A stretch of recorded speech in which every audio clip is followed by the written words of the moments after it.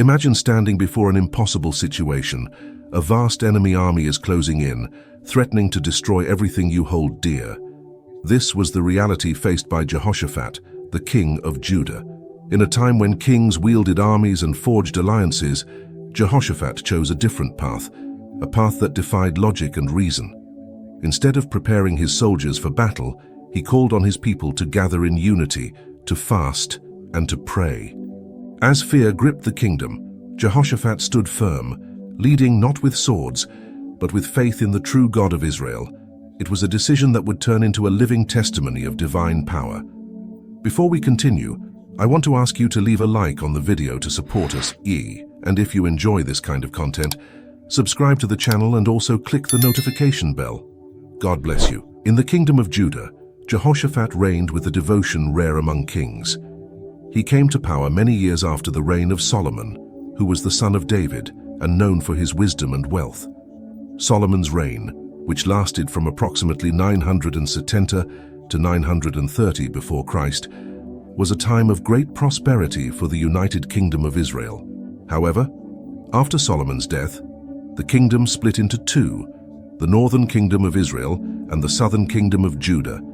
Jehoshaphat, who ruled Judah from approximately 870 to 849 before Christ, faced the challenges of leading a divided nation.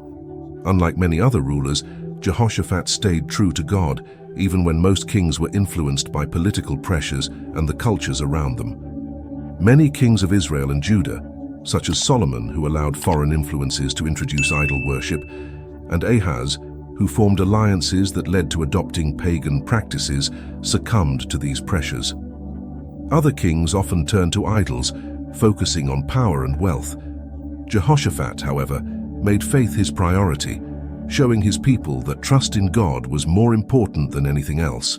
He ruled Judah, the southern kingdom of ancient Israel, composed mainly of the tribes of Judah and Benjamin, with Jerusalem as its capital. This kingdom was formed after Israel split into two, Judah in the south and Israel in the north. Jehoshaphat's strength as a ruler was tested when a mighty enemy force approached Judah's borders, throwing the kingdom into panic. Soldiers, villagers, and nobles felt dread, fearing they'd be crushed. But Jehoshaphat chose a different path, one of faith. He decided not to call for immediate military action, but instead to bring his people together in unity and trust in God. He knew that faith, not force, was their greatest defense.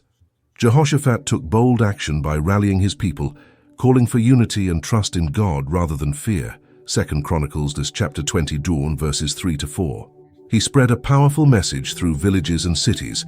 Judah would not fight with weapons, but with unwavering prayer and worship. 2 Chronicles chapter 20 verses 5 to 6.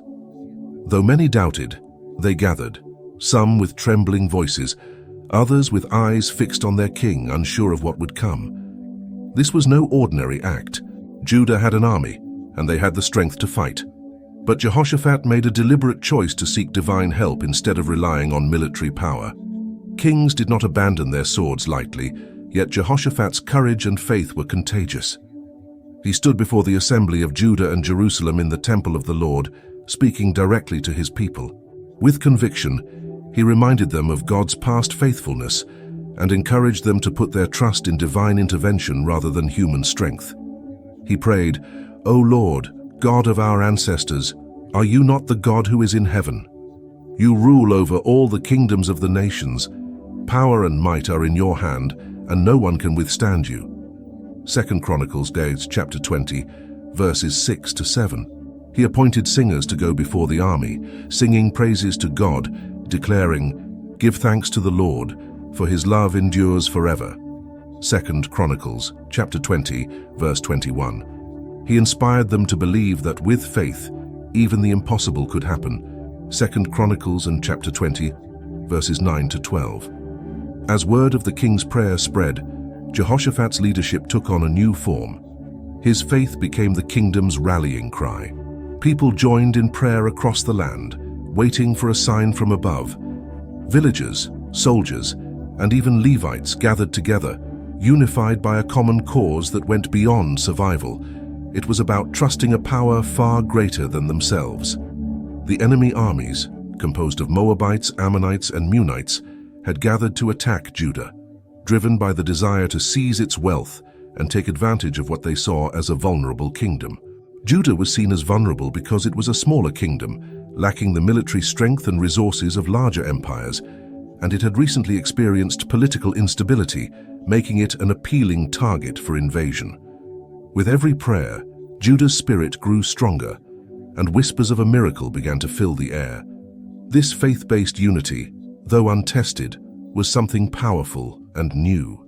Jehoshaphat had set in motion a story of faith and victory that would echo through Judah's history. And so the kingdom watched, waiting to see if this faith could truly protect them from their enemies. The decision to stand firm and trust God without a sword in hand seemed almost too daring. But Jehoshaphat's confidence never wavered, even as he felt the weight of every life in his kingdom. This wasn't just another story of battle. It was about the power of prayer, fasting, and belief.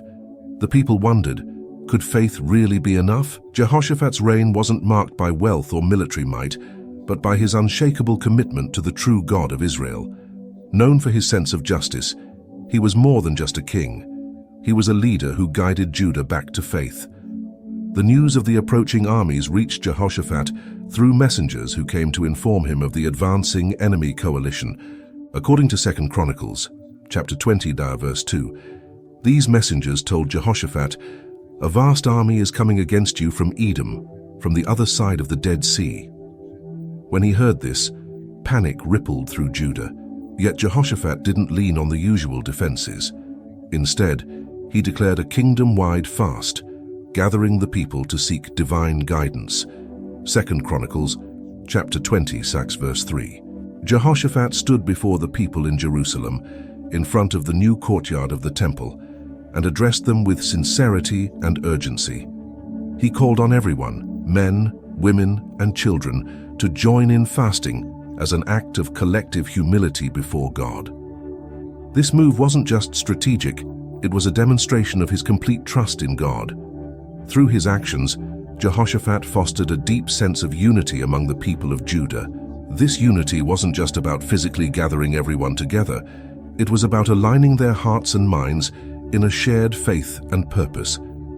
By leading them in fasting and prayer, Jehoshaphat created a spiritual bond that transformed fear into collective strength. This unity became their greatest asset, making them stronger together as they placed their trust in God. Jehoshaphat's response was unusual for his time, especially when leaders often sought alliances or readied their armies. These alliances were typically formed to strengthen their defenses against common enemies, secure economic benefits, or gain political leverage.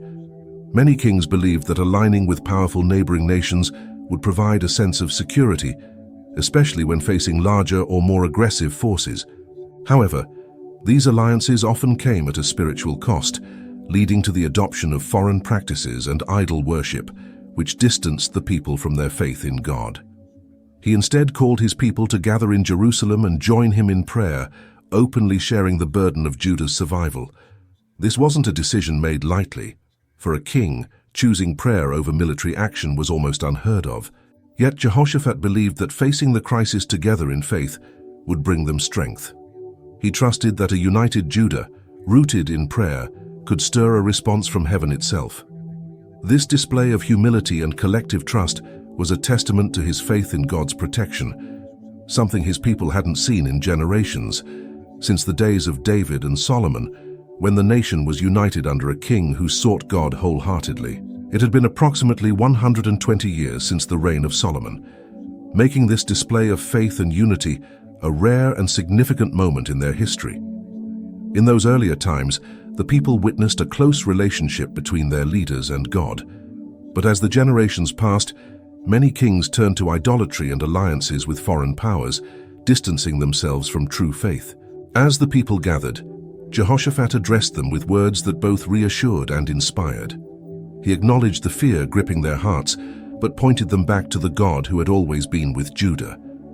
Jehoshaphat began by reminding them of God's past deliverances, saying, "O our God, did you not drive out the inhabitants of this land before your people Israel and give it forever to the descendants of Abraham your friend. 2 Chronicles chapter 20, verse 7. His speech was filled with hope, showing them that they were not alone in their struggle.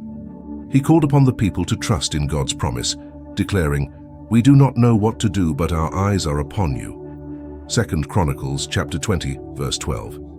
It was a moment that transformed fear into a collective strength.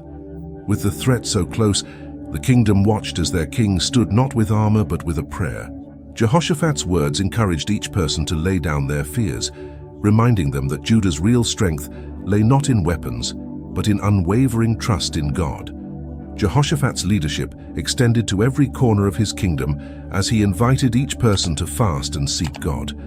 In a time when people often felt distant from the divine, his call brought them close, creating a unity that went beyond mere survival. From the youngest to the oldest, from farmers to warriors, the people came together as one. Jehoshaphat stood before them in the temple courtyard, speaking to them with urgency and compassion. He reminded them of God's past deliverances and urged them to trust in God's protection once again.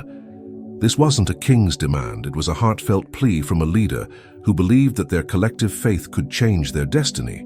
By uniting his people in fasting and prayer, Jehoshaphat demonstrated a new kind of strength, a strength rooted in their relationship with God, creating an atmosphere ripe for a miracle. And so, Judah waited, each heartbeat echoing the king's prayer. They had no plan, no weapon raised, only the faith that their God would stand with them. What Judah faced was a test not of their power, but of their unity and their ability to trust in the unseen. As the people prayed and fasted, their anticipation grew, each moment drawing them closer to the possibility of a divine answer. Jehoshaphat's words had united them all, giving them strength.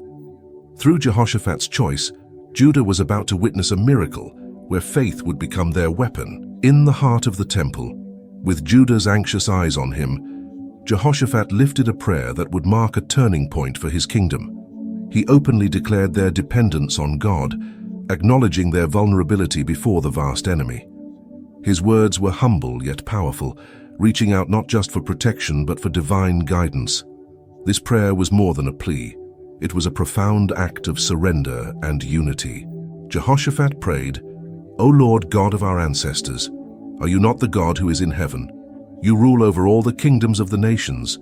Power and might are in your hand, and no one can withstand you." 2 Chronicles chapter 20, verses 6 to 7. He continued, "If calamity comes upon us, whether the sword of judgment or plague or famine, we will stand in your presence before this temple that bears your name, and will cry out to you in our distress, and you will hear us and save us."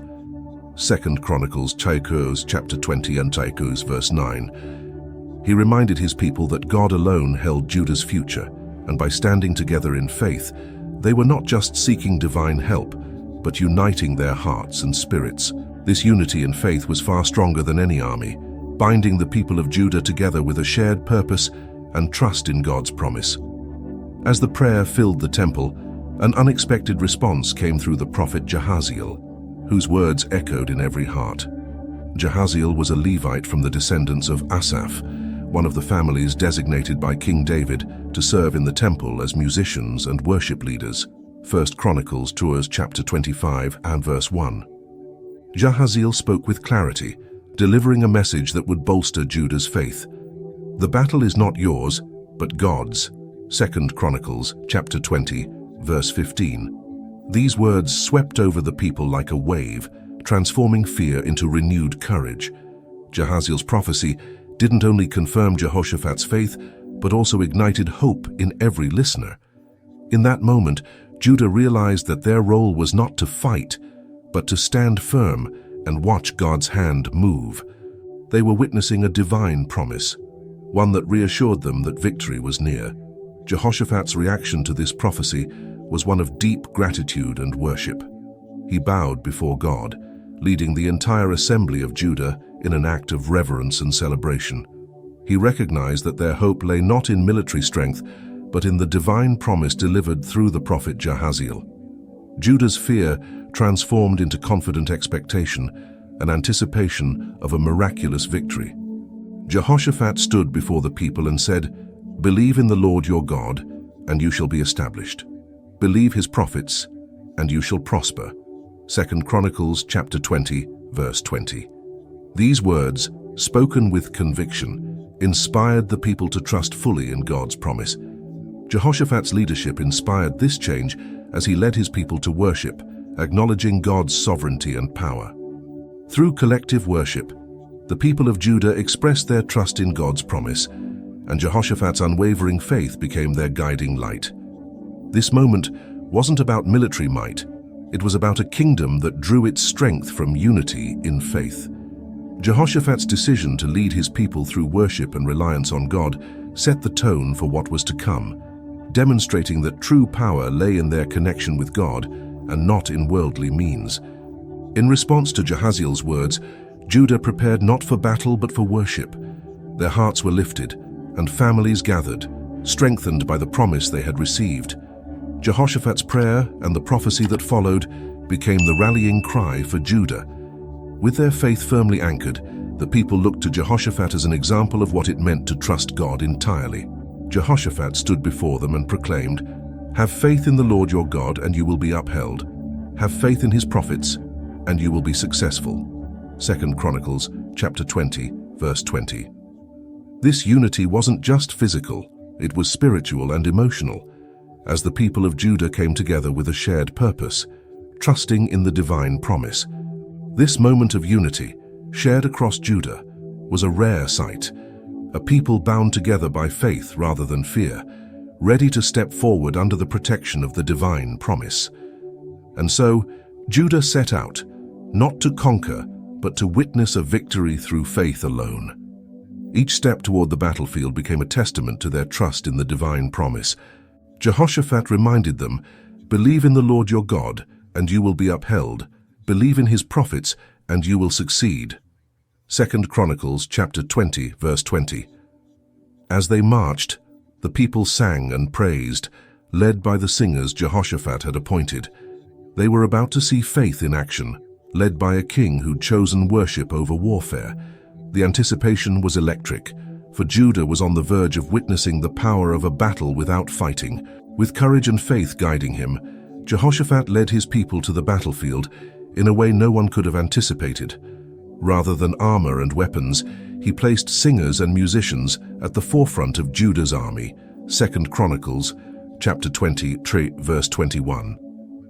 Jehoshaphat appointed those who would sing to the Lord and praise him for the splendor of his holiness, as they went out at the head of the army, saying, "Give thanks to the Lord, for his love endures forever."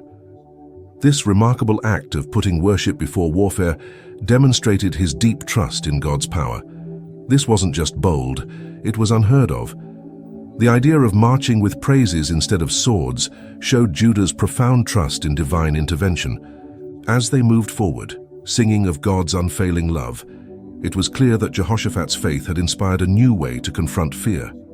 Judah wasn't advancing to fight. They were advancing to witness a miracle, a victory won not by human hands, but by faith alone. The songs filled the air, and with every step, Judah's anticipation grew. It was a sight to behold. Soldiers with their armor trailing behind choirs that led with melody and prayer. The soldiers wore their armor, ready for whatever might come, but their primary weapon was their faith. Jehoshaphat had instructed them to trust in the Lord, saying, "Believe in the Lord your God, and you will be upheld. Believe in his prophets, and you will succeed." 2 Chronicles chapter 20, verse 20. These men and women sang not because they were confident of their strength, but because they trusted completely in the promise that the battle wasn't theirs to fight. Each note echoed through the valley, carrying with it a declaration of Judah's faith. This unconventional march demonstrated how worship could become warfare, transforming the battlefield into a space where fear was met with the power of praise. Jehoshaphat's decision to put worship at the forefront sparked a profound sense of unity among his people. The Levites, who led the praises, became symbols of Judah's unwavering faith. They sang of past victories, reminding the people of every moment when God had stood by them. Jehoshaphat addressed his people and saying, Sing to the Lord and praise him for his everlasting love, for this is how we will march into this battle. 2 Chronicles chapter 20, verse 21. His words inspired a new sense of hope and courage. Jehoshaphat's kingdom wasn't just going to witness a miracle, they were actively creating one, step by step, song by song. This was more than a military maneuver. It was a spiritual breakthrough, a shift that showed the entire kingdom that faith and worship could lead them into victory even without a single sword drawn. As they neared the battlefield, the confidence of Judah grew with each verse sung. Even children and elders joined in, their voices blending into one powerful declaration of faith. This was a kingdom united, not by fear of the enemy, but by their shared determination to trust in God. Jehoshaphat led them with unwavering conviction, reminding them along the way, "Believe in the Lord your God, and you will be upheld. Believe in his prophets, and you will succeed." 2 Chronicles chapter 20, verse 20. They marched not just toward a battlefield, but toward a pivotal moment where their faith would be put to the ultimate test. Worship and warfare merged as they prepared to witness something extraordinary, a victory delivered not by their own hands, but by the power of God. And so, they marched, each voice lifted in praise, awaiting the moment when faith would meet reality. Jehoshaphat knew that they were on the verge of something extraordinary, something that would be remembered for generations. Judah's journey wasn't just toward a battlefield, it was toward a legacy of faith that would inspire countless others. As they drew closer, they could see the enemy's encampment, yet no sound of war echoed from it. The anticipation of a victory without fighting filled the air, setting the stage for a miracle unlike any other. Jehoshaphat's decision to put worship at the forefront was about to bear fruit, and the people felt both anxious and hopeful, trusting that God's promise was about to be fulfilled. As Judah reached the battlefield, an incredible scene lay before them. The enemy armies had turned on each other. Without a single sword raised by Judah, their enemies were already defeated, strewn across the valley in utter chaos. The cause of this infighting was not a mystery, it was God at work. According to 2 Chronicles chapter 20, verses 22 to 23, as they began to sing and praise, the Lord set ambushes against the men of Ammon and Moab and Mount Seir who were invading Judah, and they were defeated. The Ammonites and Moabites rose up against the men from Mount Seir to destroy and annihilate them. After they finished slaughtering the men from Seir, they helped to destroy one another. 2 Chronicles chapter 20, verses 22 to 23. It was the miracle they had prayed for, a victory achieved through faith and divine intervention.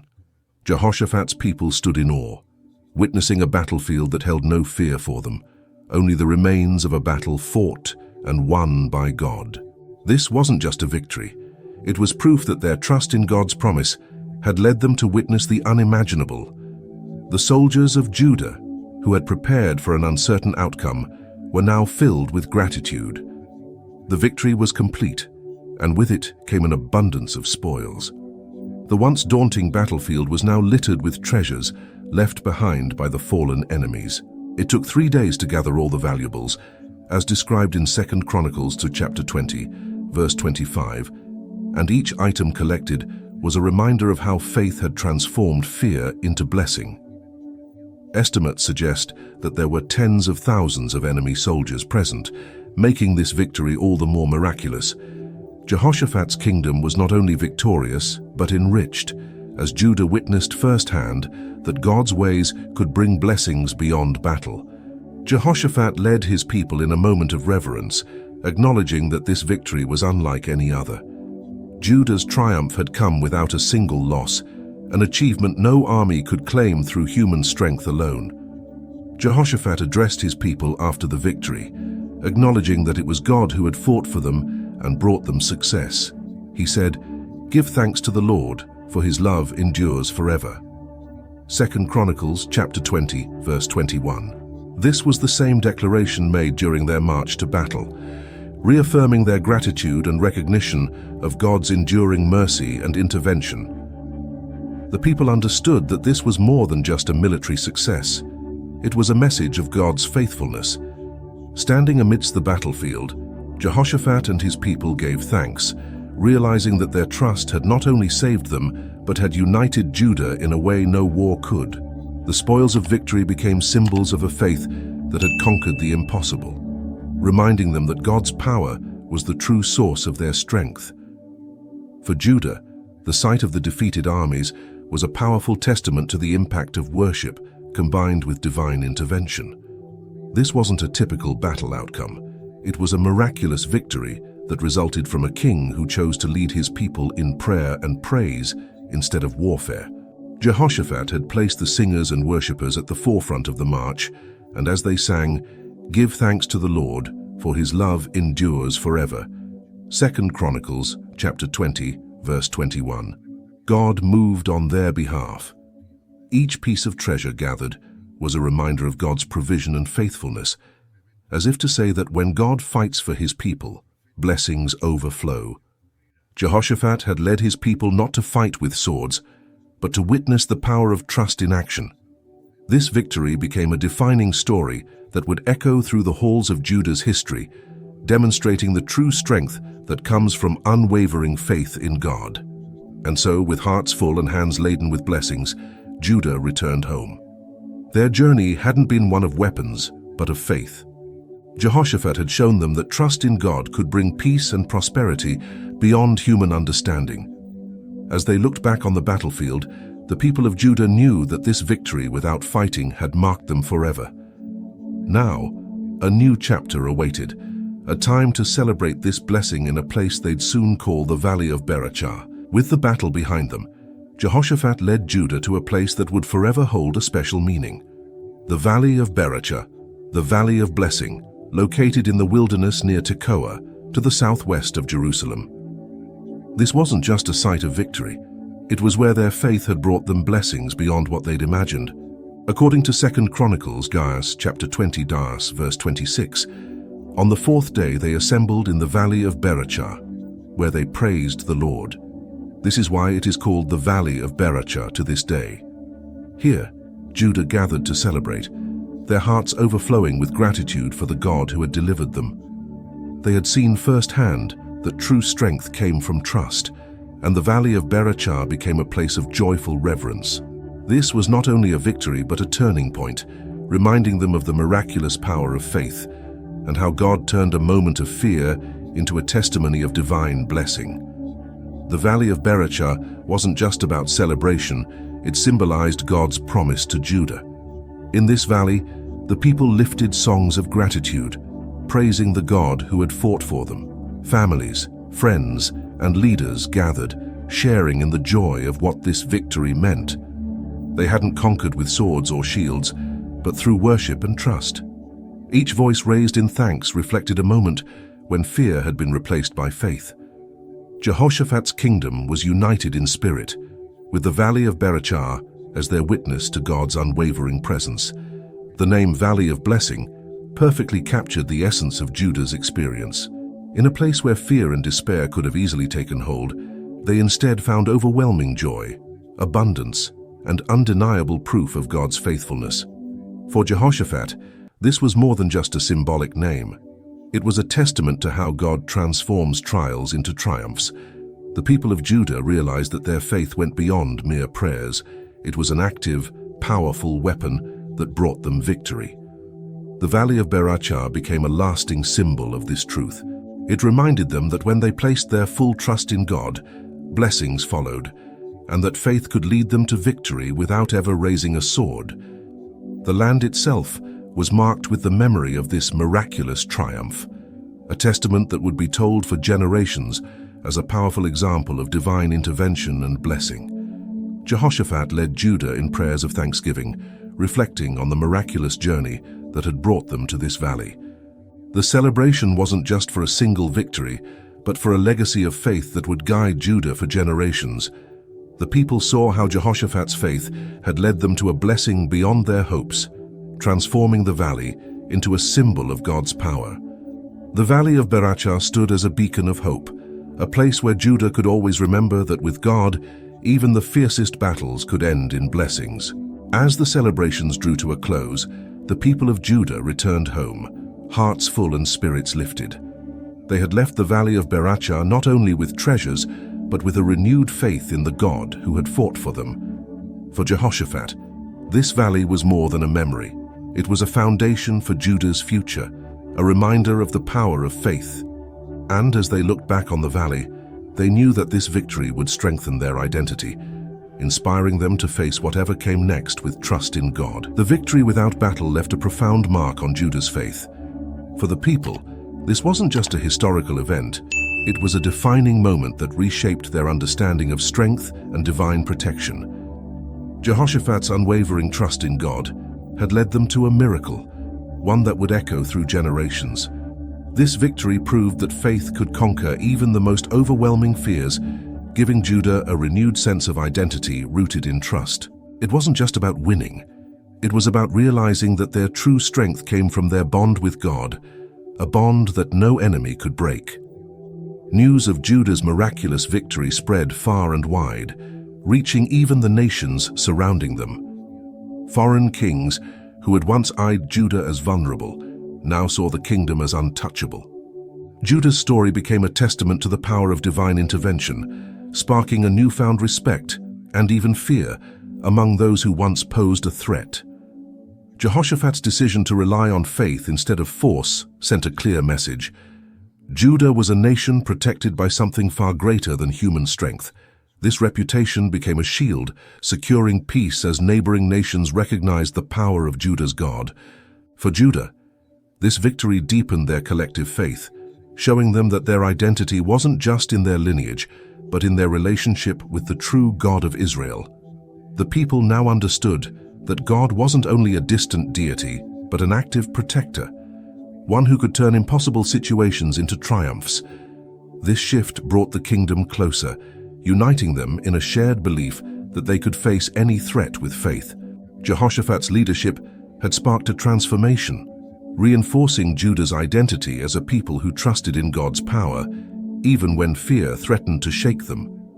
In the wake of victory, the Levites and priests played a vital role, sharing stories of past miracles and guiding the people to remember this day. They encouraged Judah to hold on to this identity of faith, knowing that their unity and trust would be their greatest assets. Through songs, prayers, and stories passed down, Judah's leaders ensured that this victory would remain a central part of their heritage. For Jehoshaphat, the legacy of this triumph wasn't just about peace, but about instilling a resilient faith that would endure even in the hardest times. With their identity fortified and their faith renewed, Judah was ready to face the future.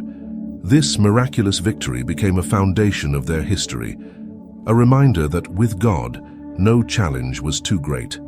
The people looked to Jehoshaphat as a king who had shown them the true power of faith, a king whose legacy of trust and courage would inspire them for generations. As they moved forward, Judah was strengthened, knowing that they had witnessed something extraordinary and that this story of faith and victory would guide them through whatever lay ahead. If you enjoyed the content, don't forget to leave a like, comment your thoughts, and subscribe to our channel to keep following more biblical stories like this one. Your participation is very important to us, and we want to hear your opinions and suggestions. May God bless you.